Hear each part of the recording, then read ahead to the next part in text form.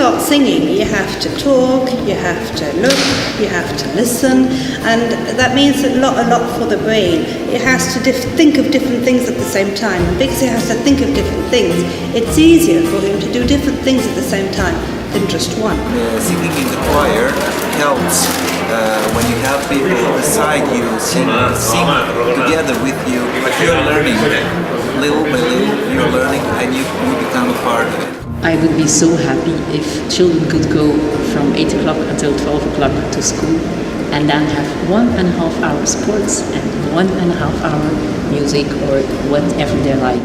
El reclam primer és la música, no? És la curiositat de dir jo voldria fer música, no l'he fet mai, i a través del cant coral, que és una cosa que tots podem fer, perquè una de les coses que ens han quedat així una miqueta per dir, no? Jo soc de les que penso que tot el món pot cantar. But also may inspire new ideas and new ways of integrating all kinds of people into the musical formats. And so when you're disabled or when you're older, they manage to do things that you wouldn't imagine that they were able of doing.